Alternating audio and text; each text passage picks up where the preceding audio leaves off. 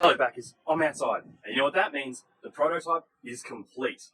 Yes, thanks to you and all the rest of the backers, we have managed to produce our prototype.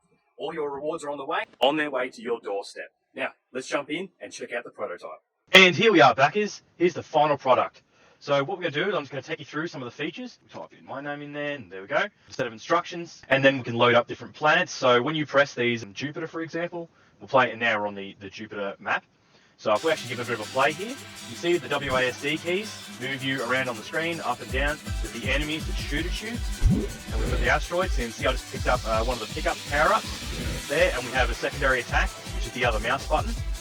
And the spacebar, it changes your element type, so you can match it. Try and match this asteroid. So we blew it up because we matched its type. You see that we're counting up score. We have a health over there. We have a UI down there that takes care of letting you know what power-ups you've got and what mode you're in. You can switch between there. There's quite a few power-ups in amongst here. They're randomly spawned. The progress along the level, it gets more and more difficult.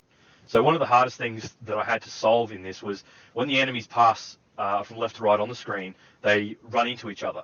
And what I needed them to do was to avoid each other. And the way I came up with that was to have them do effectively a sort of aerial maneuver to avoid each other. One of the problems I encountered was in Unreal Engine 4, they use Euler rotations to handle all the rotations as opposed to quaternions. So I was encountering gimbal lock, and I had to come up with a to avoid the gimbal lock problem. There is actually a complete dialogue sequence that you go through, story and some background information about what is going on. Okay, so I've actually drafted up a set of instructions, and in these instructions, which will be submitted along with the prototype, and there's a few notes of bugs. So there is still a bug where the enemies jitter from back and forth when they get locked between the edge of the level and an asteroid.